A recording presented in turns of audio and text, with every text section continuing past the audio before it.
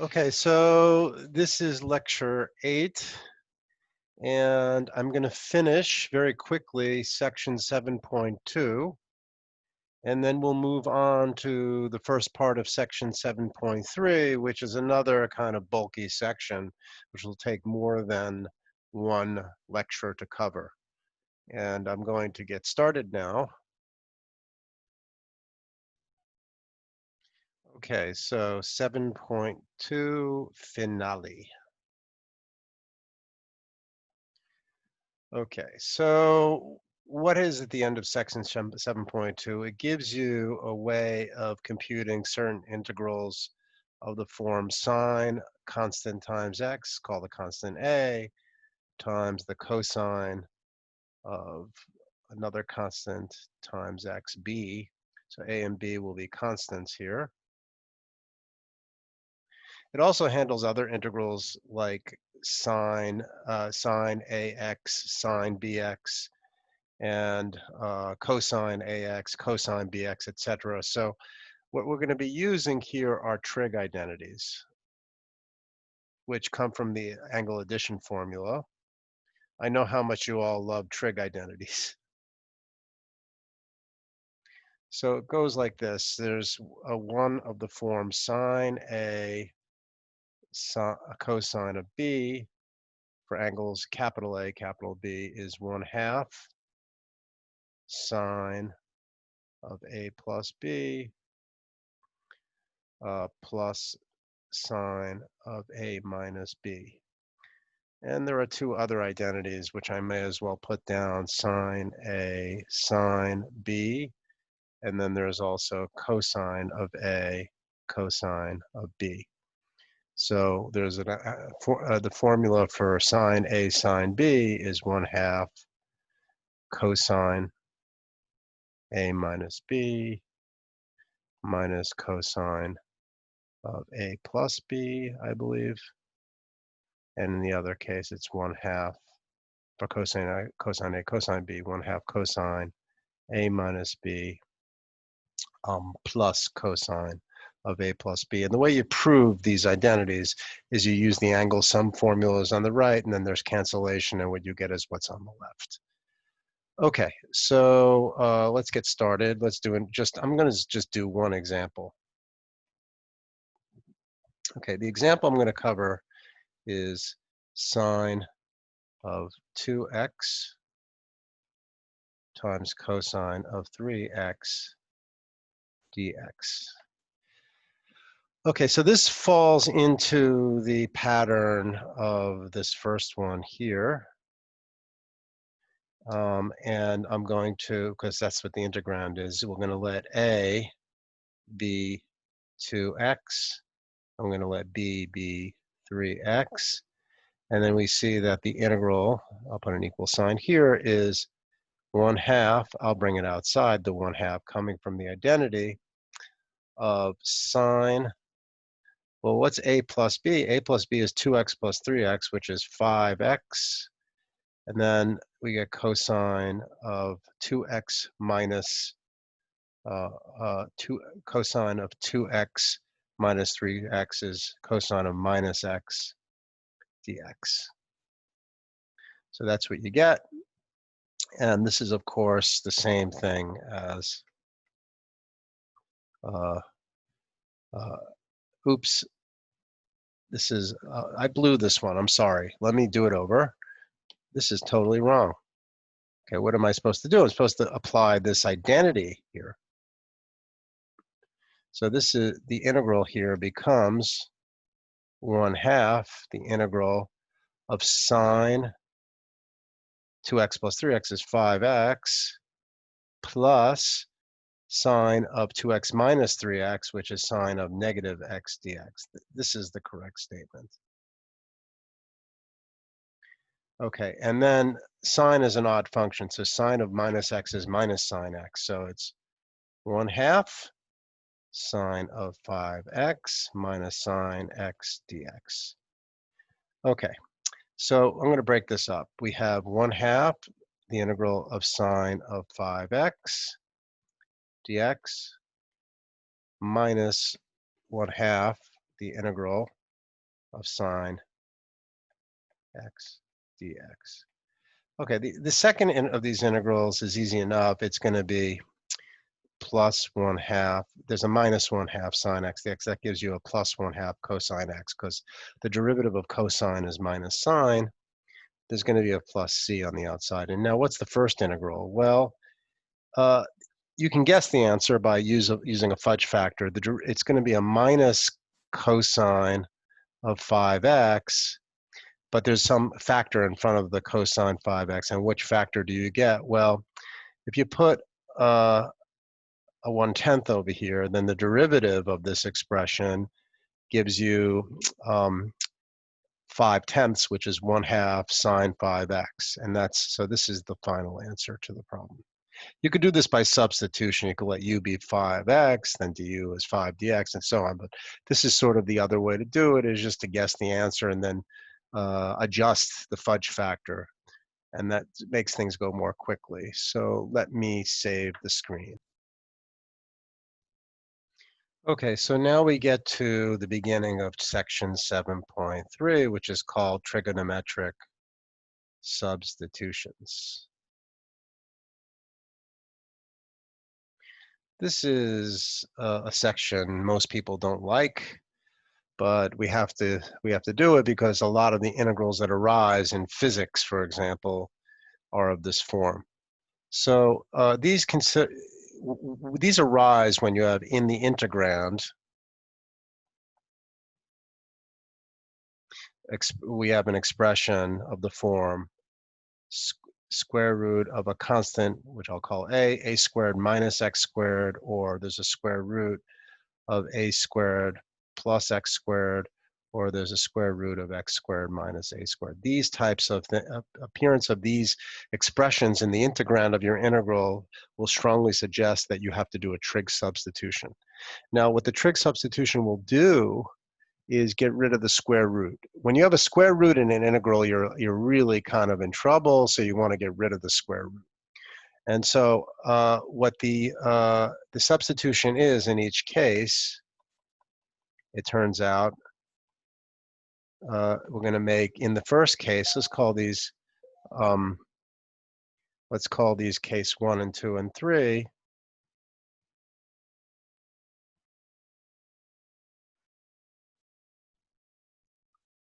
Okay, so the three substitutions are, so let me call this 1, 2, and 3.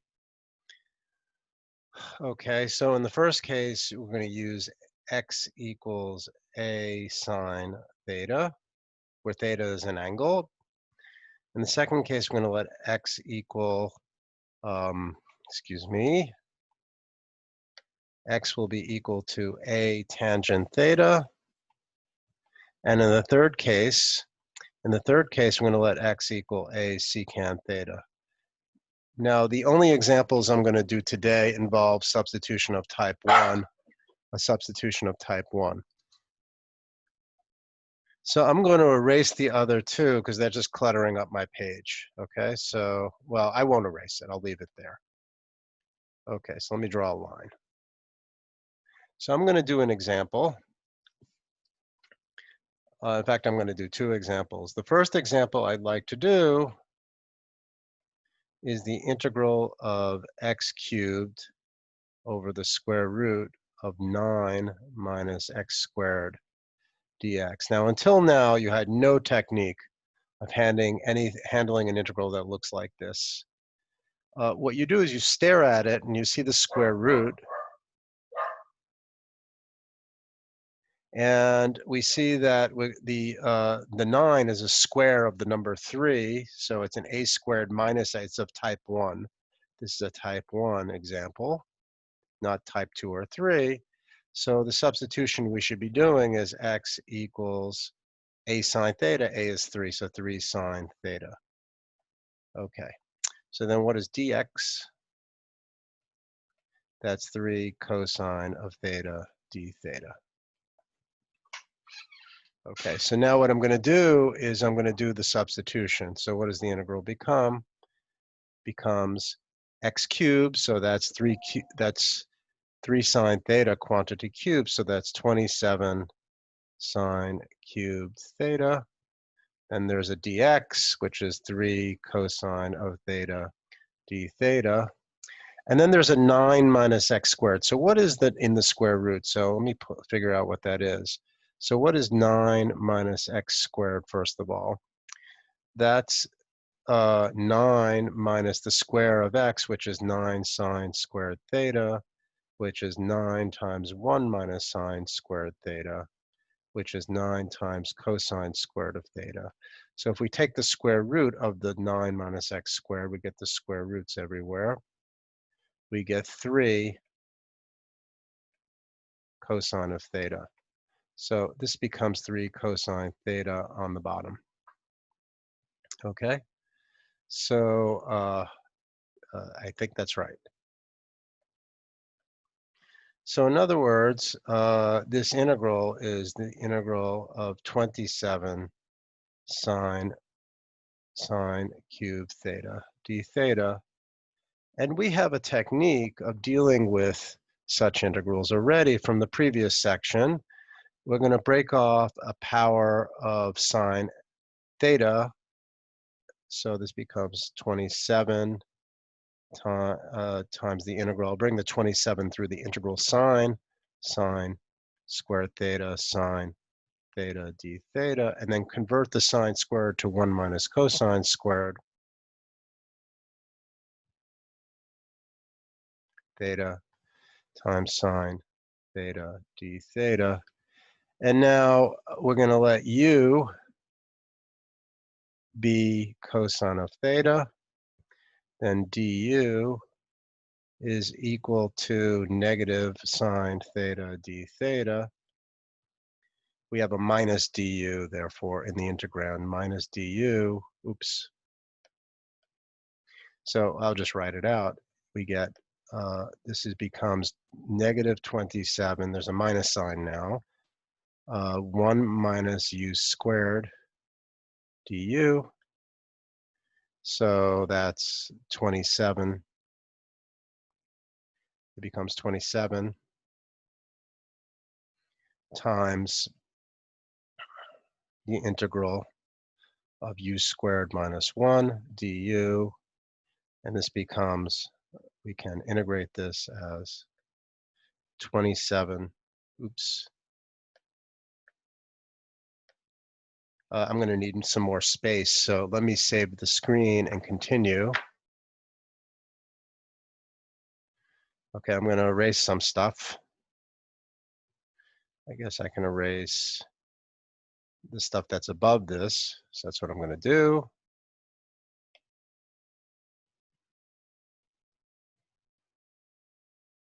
And work in this region here, in this box. Okay, so what do you get? You're going to get 27 u squared minus 1. That's here. I'm going to move it up here to give me 27 times u cubed over 3 minus u. And that's, of course, 9u cubed minus 27u. There's a plus c here, of course. And now we have to go back and substitute the original values of things. Now u is cosine of theta. So you get 9 times cosine cubed theta minus 27 cosine of theta plus c. We have to now get everything back in terms of x. And remember, x is a sine theta, or x is 3 sine theta. So we have to figure out what cosine of theta is in terms of x. So that's what I'm going to do next. And I'm going to erase more of what I got. So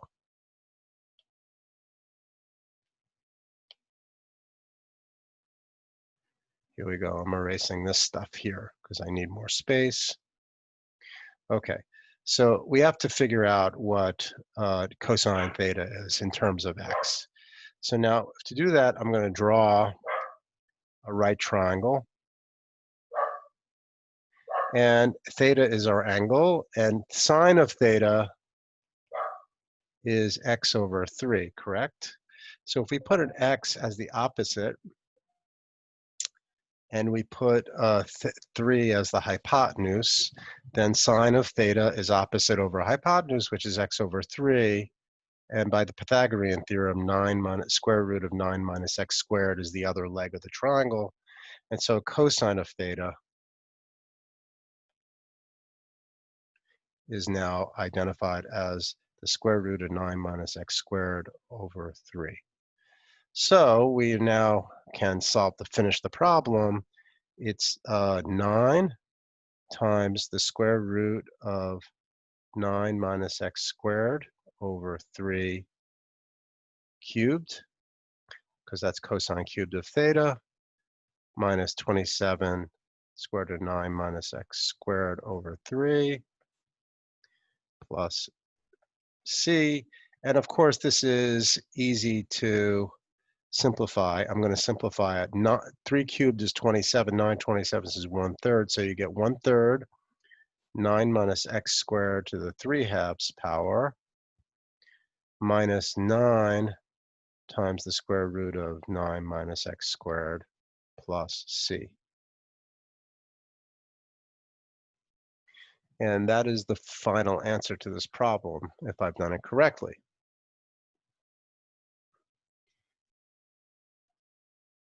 Okay, so as a final example, I'm going to do a calculation which gives the area of a general ellipse. A general ellipse has the form x squared over a squared plus y squared over b squared equals 1. This is the ellipse. Okay, so where you have A here and B here, and the ellipse looks like this. So what I'm going to do is I'm going to actually compute the area of 1/4 of the ellipse. And the idea will be that we can solve for y here. So y squared over b squared equals 1 minus x squared over a squared. So if I multiply both sides by b squared, I get b squared minus b squared over a squared x squared. And I'm going to factor out a b squared. So this is b squared times 1. Let me factor out something else. I'm going to factor out a b squared times an a squared. So it's ab times the square root. Oops. I'm going to factor out an a squared. I'm going to factor out a squared, b squared. That's what I want to do. Times what? Well, I have to take a 1 over. I have to. No, I don't want to do that. I want to do this. I want to factor out a b squared over a squared. That's better. So then I get a squared minus minus x squared. You'll see why I'm doing this in a second. So if I take the square root of both sides, I get y is the square root of this product, which becomes b over a times the square root of a squared minus x squared. So that's what this function is on the upper hemisphere, or the upper half ellipse, the square root b over a times the square root of a squared minus x squared. Okay, so now we just compute the area, and then there's all these regions that are in the ellipse have the same area. So the area of the ellipse is 4 times, because there are 4 such quadrants of the ellipse, the integral. Okay, so x is going from 0 to a, and now we have b over a, the square root of a squared minus x squared dx. Okay, so, and I'm going to rewrite this as 4b over a, the integral from 0 to a, of the square root of a squared minus x squared dx. Okay. So what does that get us? Well, now we have something which is a type 1 integrand. We have a square root of an a squared minus an x squared. So I'm going to do the substitution. X equals a sine of theta, and then dx equals a cosine theta d theta. Now, we also have to figure out what the new limits of integration are. So since sine theta is x over a, then when x is 0, sine theta is 0. And when since x is going from 0 to a, sine theta is going from 0 to 1. And that means that the endpoints, sine theta is going from 0 to pi over 2. So we're now entitled to do the substitution. Let me do it up here. It's 4b over a, the integral from 0 to pi over 2, the square root of a squared minus x squared, but x is a sine theta, so it's the square root of a squared minus a squared sine squared theta, d theta, d theta. And that's 4b over a. And when we reduce the square root and simplify it, we get a cosine of theta d theta. So, and that's the same thing as, and that's the same thing as, oops, I forgot that dx has to be replaced by a cosine theta d theta as well. So I have to add something into this, which I did not have. There should be an a cosine of theta here, d theta. So you're going to get a cosine theta times a cosine theta d theta. Okay, so let us simplify this. This becomes 4. This becomes 4a squared cosine squared theta. I'm going to bring the a squared out. So it's 4ab, the integral from 0 to pi over 2 of cosine squared theta d theta. Okay. So now what is that? Well, we did the integral of sine squared. The integral of cosine squared is almost exactly the same. You're going to get a theta over 2 plus, now a plus sine 2 theta over 4, which occurs in the sine squared case. That would be a minus sign rather than a plus sign, but we get a plus sign in the cosine case. And we're integrating from 0 to pi over 2.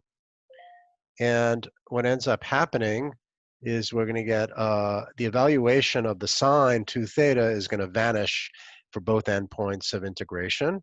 So the limits of integration vanish on that, and then you're going to get a pi over 4. Pi over 2 stuck in for theta gives you a pi over 4 in the brackets, and you're going to get pi AB as the final answer. So let me write that out.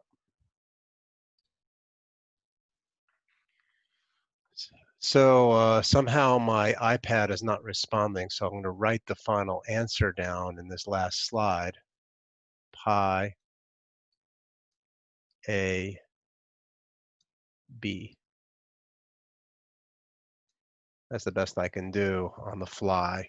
So that is going to be the final answer to the area. If A equals B, you get pi A squared, which is the usual area of a circle. So that's the best I can do, and that's it for today.